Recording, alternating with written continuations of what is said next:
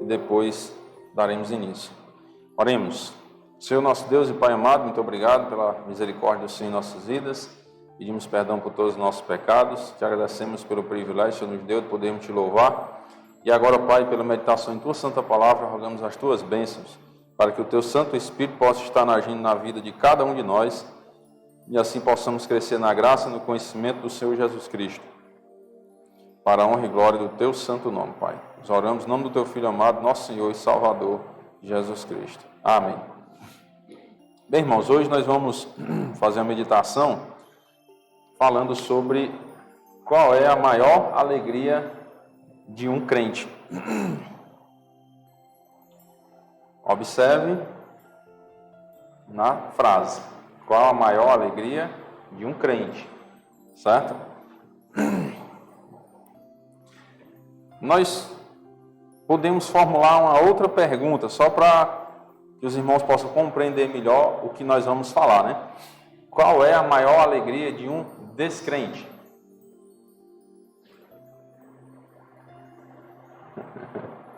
É uma pergunta complicada, né? A maior alegria de um descrente é quando ele se converte, que aí ele se torna um crente. Então, a maior alegria de um descrente é quando ele se converte, quando ele conhece o Senhor Jesus Cristo verdadeiramente e entrega a sua vida ao Senhor Jesus Cristo. E qual é a maior alegria de um crente? Eu fiz a pergunta, qual a maior alegria de um descrente, para que a gente possa compreender e não confundir, né? Porque a gente poderia pensar assim, não, a maior alegria de um crente é ele se converter, mas um crente ele não se converte mais, né? Ele já está convertido, ele não se converte mais, certo? Ele só se converte uma vez. Então o crente pode encontrar uma alegria como crente? Pode, porque a maior alegria como descrente ele já encontrou, que foi a salvação em Cristo. Mas como crente ele pode ter uma grande alegria, que é o que nós vamos aprender nesse texto de hoje, certo? No estudo de hoje. Nós vamos primeiro discorrer em um texto de Lucas, capítulo 15, para entendermos a importância de um descrente entregar sua vida a Cristo. É muito importante o ser humano passar por essa primeira grande alegria da sua vida, podemos dizer assim. A primeira grande alegria da vida de um ser humano é se converter ao Senhor Jesus Cristo. E, principalmente, quando nós entendemos o que a Bíblia fala do que acontece nos céus com a conversão de um descrente, ou seja, quando nós fomos convertidos a Deus, ao Senhor Jesus Cristo, o que aconteceu nos céus. Lucas capítulo 15, versículo 1 diz o seguinte: aproximavam-se de Jesus todos os publicanos e pecadores para o ouvir, e murmuravam os fariseus e os escribas, dizendo: este recebe pecadores e come com eles. Interessante que as pessoas criticavam o Senhor Jesus Cristo, né, esses fariseus, esses escribas, os que se intitulavam os religiosos da época, né, as pessoas que se diziam dedicadas a Deus, conhecedoras da Bíblia, né, que era o Antigo Testamento que estava escrito na época, o Novo Testamento não estava escrito ainda. Então essas pessoas intituladas aí muito religiosas, elas criticavam o Senhor Jesus Cristo porque ele convivia com publicanos e pecadores, com pessoas que aos olhos desses religiosos não mereciam atenção, era um povo desprezado. Só que o Senhor Jesus veio quebrar esse paradigma, né?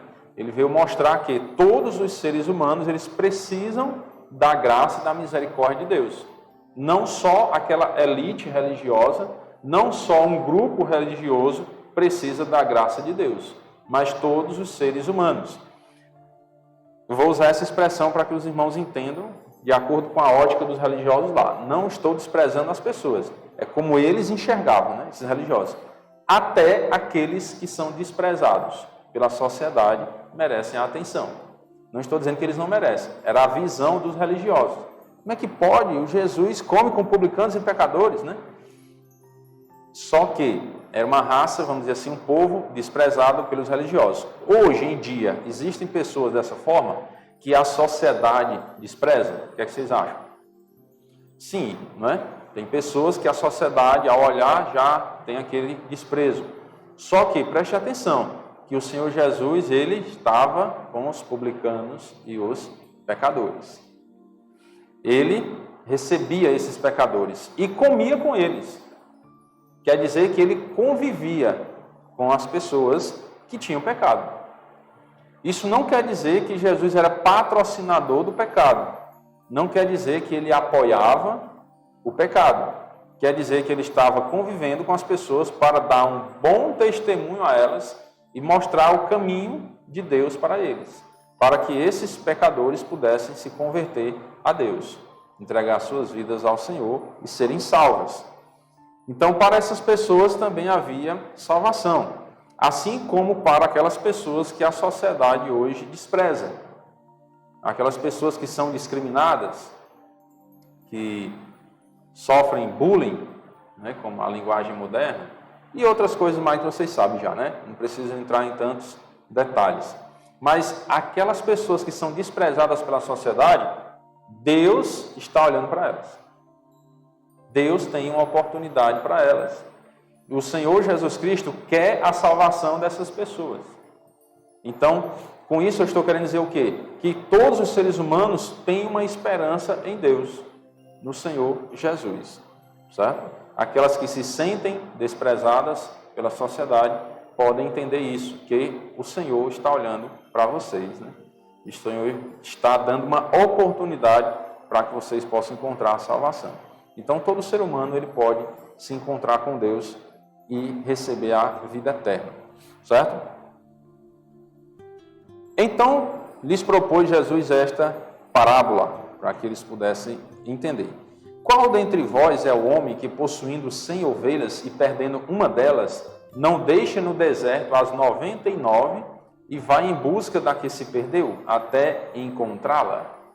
Então, qual a pessoa que não faz isso? Não, um dono de rebanho, de ovelhas, e uma ovelha se perde e ele deixa lá aquelas outras que já estão encontradas, vamos dizer assim, né, achadas, e vai atrás da que se perdeu. Todo pastor de ovelhas faz isso.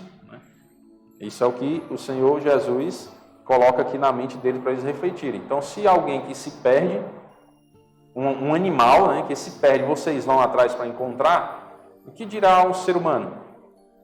O ser humano está perdido e quando você não vai atrás para encontrar, né, o pastor não vai atrás para encontrar, quem é o ser humano perdido? Todos, né? Todos nós somos perdidos na nossa essência, podemos dizer assim, porque todos somos pecadores.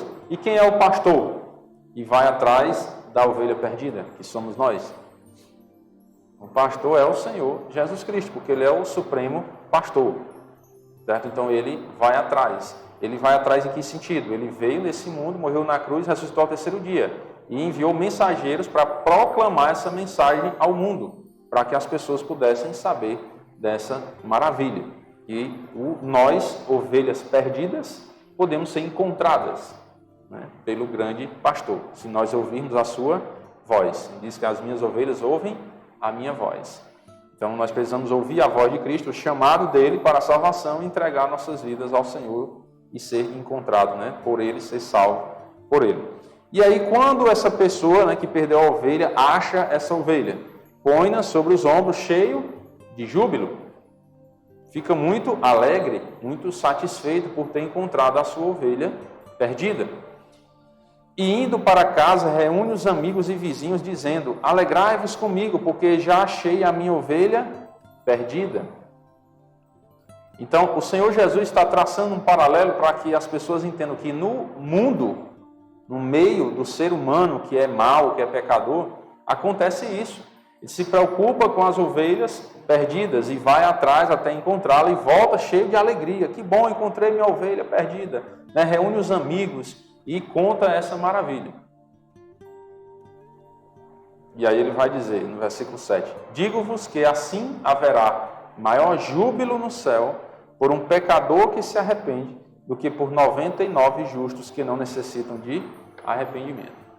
Então, observe que, se no mundo as pessoas se alegram quando acham uma ovelha que se perdeu, algo seu que foi perdido, no céu muito mais. O ser humano foi perdido por conta do pecado, né? Nós nos perdemos nos nossos pecados. E quando somos encontrados pela graça de Cristo, então há júbilo no céu. Há uma grande alegria, uma grande festa no céu, porque um pecador se arrependeu. Então Deus se alegra com o arrependimento do ser humano. Então entendam o que eu falei, né? Qual a maior alegria de um descrente? É ele ser encontrado. E agora ele é uma ovelha do rebanho de Deus. E um outro motivo, né, depois que ele entende esse evangelho, ele se alegra muito, por quê? Porque ele está causando alegria ao seu Criador e agora ao seu Salvador. Porque há júbilo no céu por um pecador que se arrepende. Então, observe isso, né? Às vezes nós vivemos querendo agradar a Deus, né? Querendo agradar a Deus, mas sem Deus. Entenderam a frase? Não, né? Às vezes nós queremos agradar a Deus, mas sem Deus. Como? Eu vou agradar a Deus dando esmolas para as pessoas. Não estou dizendo que você não ajude as pessoas, certo? Mas você acha que está agradando a Deus com isso. Eu vou agradar a Deus fazendo promessas, fazendo penitências, ou isso, aquilo, outro. Ou seja, você está querendo agradar a Deus sem Deus, com as suas próprias forças. Você mesmo querendo agradar a Deus com a sua capacidade humana. Entenderam agora a frase? Você quer agradar a Deus, mas sem Deus. Você não quer colocar Deus na história. Você quer fazer sozinho alguma coisa para agradar a Deus. E isso não é possível. Certo? Porque a Bíblia diz, sem mim nada podeis fazer. Nós não conseguimos fazer coisas boas que agradem a Deus sem Deus. Não dá. Então nós temos que colocar Deus no meio da história. Se eu quero agradar a Deus, então eu preciso dele. Eu preciso que ele esteja em mim. Então primeiro eu preciso crer nele como meu Salvador. Aí eu vou conseguir agradar a Deus, mas agora com Deus. Com Deus na minha vida, mandando na minha vida, ele sendo o Senhor da minha vida. Aí sim eu vou conseguir agradar a ele, certo? Mas sem ele não dá para agradar. Então como é que você vai agradar a Deus, né? Ao ser humano que vive tentando agradar a Deus, mas sem Deus. Observe agora como é tão fácil você agradar a Deus. Tão fácil. É só você crer em Jesus. Você se arrepender dos seus pecados. E aí às vezes nós crescemos numa sociedade ou numa cultura até dizendo que nós não temos pecado, né? Eu ouvi uma história hoje, né? Uma pessoa que chegou para outra e disse, não, você não tem pecado. Eu não vou dizer o nome da pessoa, nem quem disse, para depois dizer que eu estou falando mal dos outros, né? Mas eu ouvi essa história hoje. Depois pode me perguntar, né? Porque a pessoa chegou para outra, isso é uma pessoa religiosa, chegou para o ser humano e disse, você não tem pecado. Mas espera aí, onde é que na Bíblia tem escrito isso? Então nós, às vezes, somos ensinados que nós não somos pecadores. Porque eu nunca matei, nunca... nós estamos cansados de ouvir essa frase, né? Não, nunca matei, nunca roubei. Então, eu sou uma pessoa boa e Deus vai me aceitar lá na eternidade. Eu vou vivendo aqui do meu jeito, né? Quando chegar lá, Deus vai me aceitar, porque eu nunca matei, nunca roubei. Como se na Bíblia só existissem esses dois tipos de pecado. Não são só esses dois tipos. Só os 10 mandamentos são quantos? 10, não? Só os 10 mandamentos são 10. E a gente pensa, não, nunca matei, nunca roubei, Deus, eu sou bom. Não é assim, irmãos. Só os 10 mandamentos são 10. Sendo que toda a lei de Deus, na verdade, tem 613 preceitos. São 613. Vocês lembram de todos? Nem eu. A gente nem lembrar, a gente lembra. Imagine cumprir. Certo? Talvez se eu perguntar os 10 mandamentos aqui, tem uma boa parte que nem sabe. Só os 10, né? Imagine cumprir esses 10 mandamentos. Então, irmãos, é impossível ao ser humano. Assim como os discípulos perguntaram para o Senhor Jesus, quem pode ser salvo? O Senhor Jesus respondeu como? Isto é impossível aos homens, mas para Deus tudo é possível. Ou seja, só Ele pode salvar. Certo? Então, o que o ser humano precisa aprender na face da terra para agradar a Deus é arrependimento. Ele precisa se arrepender. Para que o ser humano se arrependa, ele precisa entender que é o quê? Que é um pecador. Se ele não entender que é um pecador, ele não vai entender que necessita se arrepender. Se ele não se arrepender, não haverá júbilo no céu, porque ele não se arrependeu. Certo? Então observe, você não consegue agradar a Deus sem Deus. Você só consegue agradar a Deus com Deus. É você se arrependendo dos seus pecados e crendo nele como seu Senhor e o seu Salvador. Então essa história que as pessoas ficam dizendo por aí, você não tem pecado, você é uma pessoa boa. Uma vez o diabo me tentou, né? Usou uma pessoa para falar isso comigo, né? A gente estava no evangelismo, aí a gente falando, né, de pecado e tudo, somos pecadores e tal. Aí a mulher olhou para mim e disse: você não é pecador, mas você está aqui, ó, pregando a palavra de Deus. Aí quase que eu dizia: arreda Satanás, né? Tu não cogita das coisas do céu, você não entende o que é que a Bíblia diz. Todos somos pecadores. A Bíblia diz: todos pecaram. Romanos 3 e 23. Todos pecaram e carecem da glória de Deus. Todos, sem exceção alguma. Então você quer agradar a Deus? Se arrependa. É assim. Então eu vou repetir a frase, né? Que deu esse desenrolar desse comentário. Você quer agradar a Deus? Se arrependa. Não viva nessa ideia ilusória de que eu nunca matei, nunca roubei, eu sou uma pessoa boa, se eu fizer algumas caridades aqui, Deus vai me receber no céu. Não vai. Não vai. Porque esse não é o caminho. O caminho para o céu é Jesus. João 14,6, onde Jesus disse: eu sou o caminho, a verdade e a vida. Ninguém vai ao Pai senão por mim. Então você não chega até Deus se não for pelo Filho de Deus, que é Jesus. Então, para que você chegue ao Filho de Deus, você precisa reconhecer que é um pecador e se arrepender dos seus pecados. Aí você vai encontrar a maior alegria da sua vida, que é a salvação.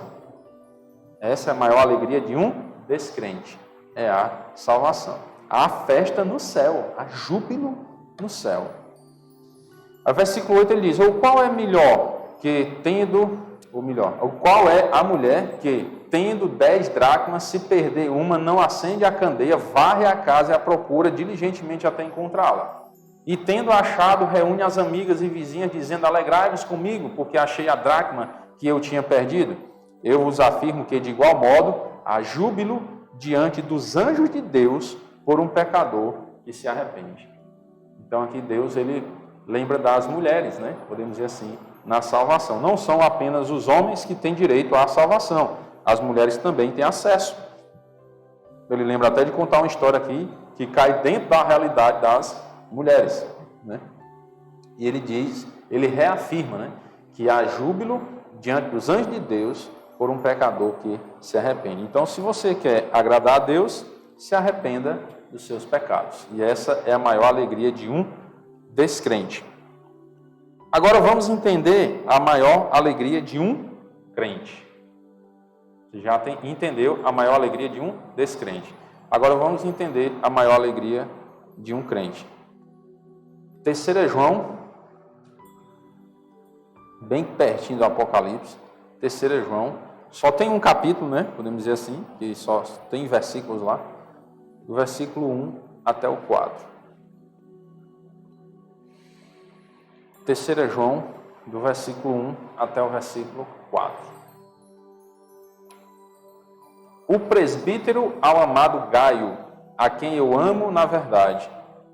Amado acima de tudo, faço votos por tua prosperidade e saúde, assim como é próspera a tua alma, pois fiquei sobremodo alegre, pela vinda de irmãos e pelo seu testemunho da tua verdade, como tu andas na verdade. Não tenho maior alegria do que esta. Quem está escrevendo? João Batista ou o apóstolo João? O apóstolo João. O apóstolo João está escrevendo, ele diz: não tenho maior alegria do que esta. De se converter? É isso? Qual a maior alegria dele? A de ouvir que meus filhos andam na verdade. Entenderam qual é a maior alegria de um crente agora? A maior alegria do descrente é se converter a Deus e encontrar a salvação. E a maior alegria de um crente, segundo a visão do apóstolo João, é de ouvir que os meus filhos andam na verdade. Ou seja, é ouvir que os crentes permanecem fiéis a Deus. Essa é a maior alegria de um crente, irmãos. Você chegar, tentar dar um exemplo, né? Você, por exemplo, faz parte dessa igreja, aí por algum motivo você tem de ir embora. Aí você passa aí 20 anos fora. Depois que você volta, 20 anos depois, você encontra os irmãos aqui, fiéis a Deus. E aí você pode expressar como João, né? Eu não tenho maior alegria do que esta, de ver os meus irmãos aqui que andando na verdade, permanecem fiéis a Deus. Isso traz uma grande alegria para o Filho de Deus, né? Ver que os seus irmãos estão fiéis, que eles permanecem no caminho do Senhor, que eles não desistiram da fé, podemos dizer assim, não abandonaram a fé, não apostataram da fé, eles permanecem lutando. Isso quer dizer que é fácil? É não. As lutas são grandes, as dificuldades são grandes, os desânimos são grandes, problemas de saúde, problemas familiares, às vezes problemas financeiros e tantos outros problemas que poderíamos citar. Resumidamente, a vida do crente não é também assim as mil maravilhas, no sentido de que nós não temos problemas. Tem uma igreja, que eu não vou dizer o nome, né? Que eles têm um slogan que diz assim: pare de sofrer. Como se, ao entregar a sua vida a Cristo, você estivesse livre de todos os sofrimentos dessa terra. E isso é mentira, porque a Bíblia não ensina isso. A Bíblia não ensina isso. A Bíblia diz: todos aqueles que querem viver piedosamente serão o quê? Perseguidos. No mundo passais por aflições, mas tem de bom ânimo, porque eu venci o mundo.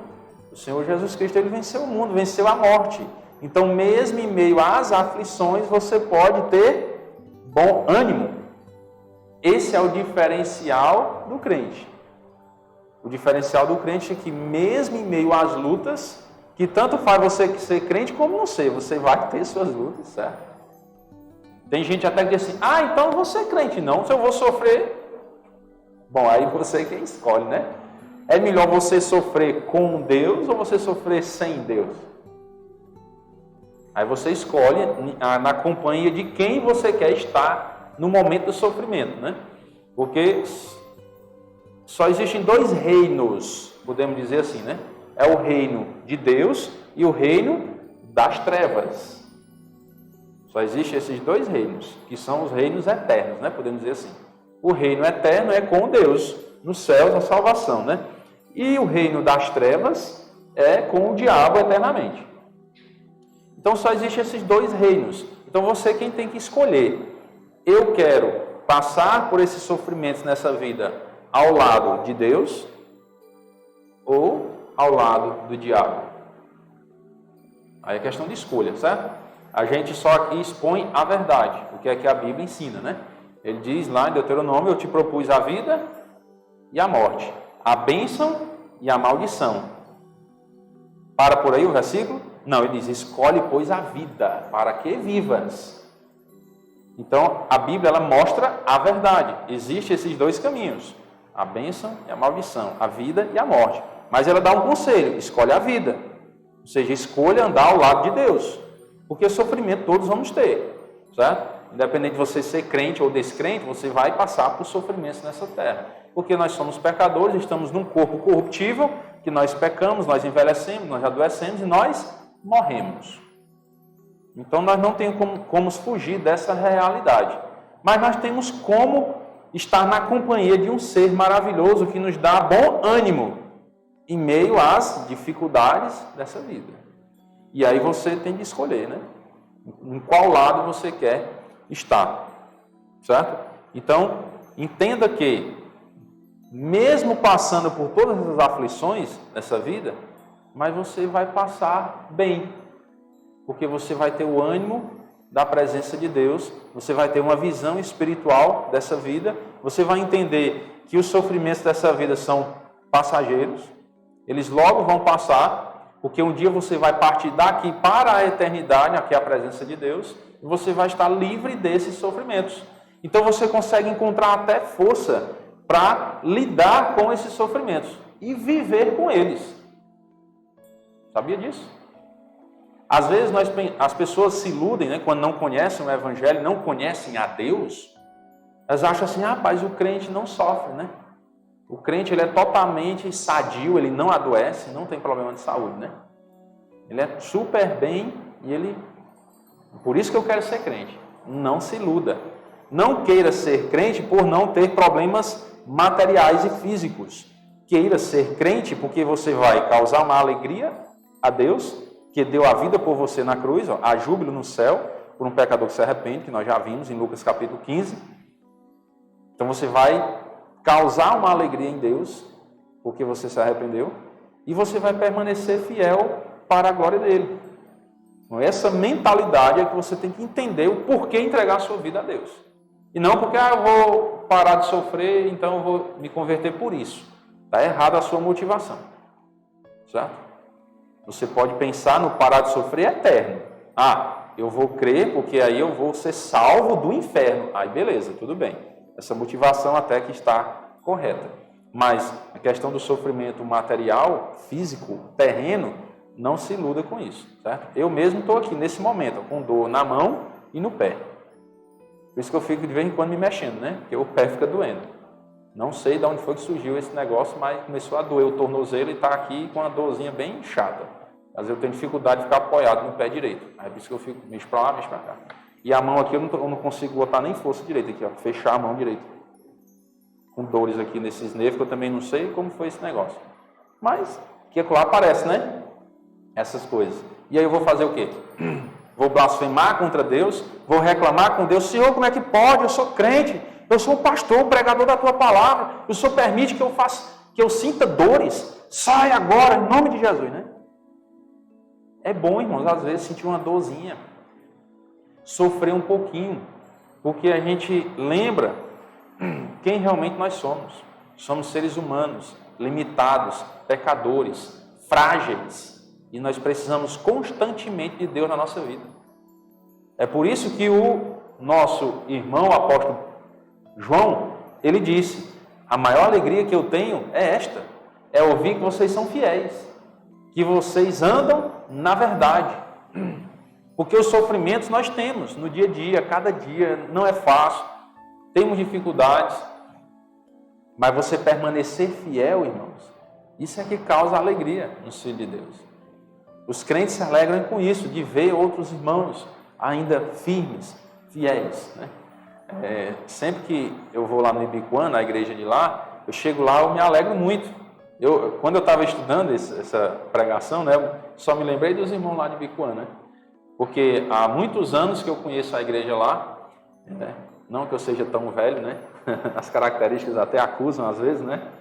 Mas tem muitos anos, né? Acho que talvez mais de 10 anos, uns 15 anos que eu conheço a igreja lá. 23, 15, tem mais de 15 anos que eu conheço a igreja lá. Aí quando eu retorno lá em Bicuã, vejo lá aqueles mesmos rostos, né? De 15 anos atrás. Causa uma alegria em nós, irmãos, que às vezes a gente quer se emocionar, chorar de alegria, de ver como Deus tem trabalhado na vida daqueles irmãos e tem mantido eles fiéis. Isso é maravilhoso de você ver. Então isso causa uma alegria. Aí eu me sinto aqui, né? Nesse momento. não tenho maior alegria do que esta, de ouvir que os meus filhos andam na verdade. É a maior alegria, podemos dizer assim, de um crente.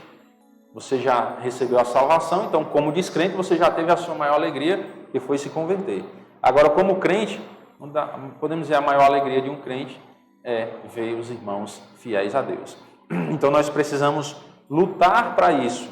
Primeiro, para nós vivermos fiéis a Deus, darmos o nosso bom testemunho e incentivarmos os nossos irmãos a viver também fiéis a Deus. Procurar ser como um degrau para que eles possam subir na sua vida espiritual. Não que eles tenham que pisar em nós, certo? Um degrau no sentido de você motivar, incentivar os irmãos, né, para que eles possam permanecer fiéis a Deus. E não ser um tropeço. Nós não podemos ser uma barreira para que os irmãos cresçam. Então nós não podemos dar um mau testemunho. Porque no momento em que damos um mau testemunho, nós estamos sendo um tropeço para os nossos irmãos. Porque o nome da igreja vai ser difamado na sociedade, as pessoas vão começar a ficar sempre querendo acusar um irmão ou outro, ou desconfiado, ou sempre de olhos muito atentos, porque diz, é porque é crente, e nós recebemos muitas vezes acusações por isso, né? Às vezes a pessoa faz uma coisa que todo ser humano faz, mas se for crente, ele diz, é porque é crente. Ou seja, o ser humano normal, vamos dizer assim, né? Ele pode, às vezes, sentir uma raiva ou se estressar, né, por alguma coisa, ou um veaco não paga a conta que lhe deve, você se estressar um pouco. As pessoas normais podem, né? Normais, né? Agora, nós, anormais, né, crentes, não podemos. As pessoas acham que o crente, ele tem que vender fiado e não receber, está tudo bem, né? Porque ele é crente, ele não pode ficar com raiva, ele não pode se zangar comigo não, porque ele é crente, ele é bonzinho, né? E o crente não tem conta para pagar, não? Se o crente vender fiado e não receber, como é que ele paga a conta? Né?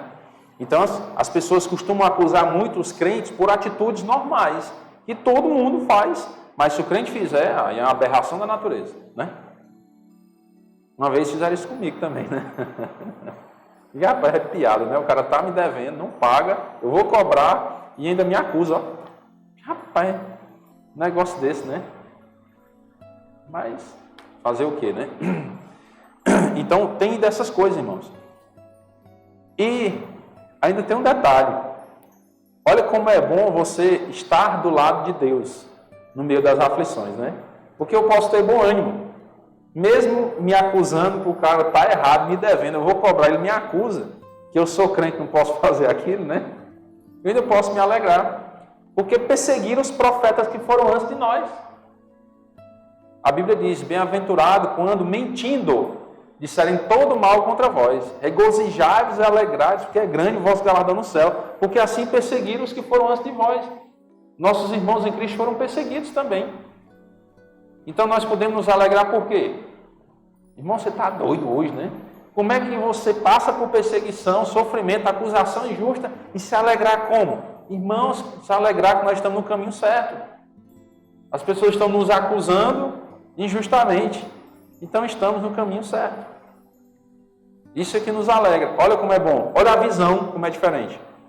Estão percebendo? Se eu estiver sem Deus, como é que eu vou encarar isso? Vamos desesperar, né? Mas como é que pode fazer isso comigo e tal, eu sou injustiçado. E aí a gente já começa a vir com orgulho e aí achar que é contra nós, né? Que aquela luta é contra a nossa pessoa. Às vezes a gente desanima, se entristece e aí fica deprimido e aquele negócio todo. Mas se você está ao lado de Deus, você se alegra e diz, Senhor, estou no caminho certo. Porque estão me acusando injustamente, estão mentindo contra a minha pessoa. Então estou no caminho correto. E aí nós conseguimos nos alegrar, ter o bom ânimo, como a Bíblia nos diz, né? No mundo passais por aflições, mas tem de bom ânimo, porque eu venci o mundo. O Senhor venceu o mundo e Ele vai nos dar a vitória também. Então, para nós concluirmos, irmãos, a maior alegria do descrente qual é? Se converter, né? Ou seja, se arrepender dos seus pecados. Essa é a maior alegria dele. E a maior alegria do crente? É ver os irmãos andando na verdade. né? Os irmãos fiéis. É ver os irmãos fiéis, certo? E não esqueça da visão espiritual. Se você já é crente, você tem que ter a visão espiritual do mundo. Visão espiritual sempre. Se estão lhe acusando, se estão lutando contra você, entenda, a luta não é contra você. A luta é contra o seu Deus. Entenderam isso? É mais profundo. Porque a Bíblia diz que a nossa luta não é contra o sangue e a carne, não é? A Bíblia diz isso ou não? É contra os principados e potestades. Então a nossa luta ela é espiritual. Então quando as pessoas vêm nos acusar de alguma coisa, não leve para o lado pessoal. Não leve. Não é contra você, é contra o Deus que você serve. Então entregue a Deus. Senhor, olha, tá vendo? Eu estou fazendo a tua vontade e estão me acusando. Estão me perseguindo por isso. Então, não é contra mim. Senhor, toma conta, né? E viva a sua vida em paz com Deus. Não vá nunca blasfemar de Deus, reclamar com Deus porque estão lhe acusando. Nunca faça isso. Porque a luta não é contra você. É contra Deus. Eles estão lutando contra Deus. Porque como eles não querem Deus, então como eles veem você como representante de Deus na terra, então como eles não veem Deus, eles vão atacar aqueles que representam Deus. Entenderam? Por isso nós não podemos nos revoltar quando alguém nos persegue, quando alguém mente, nos acusa, sendo que nós estamos com a consciência que estamos fazendo a vontade de Deus. Não se preocupe. A raiva deles não é de você, é de Deus. Então eles vão se resolver com Deus, certo? Quando você entender isso, você vai conseguir enxergar a vida de outra forma. Você vai conseguir viver tranquilo. Em meio às acusações, às perseguições, às aflições, mas você vai tirar de letra, como a gente diz a história, né? Como diz o ditado, você vai tirar de letra. Porque você entendeu a visão espiritual da vida. Quando atacam um crente, na verdade estão querendo atacar a Deus.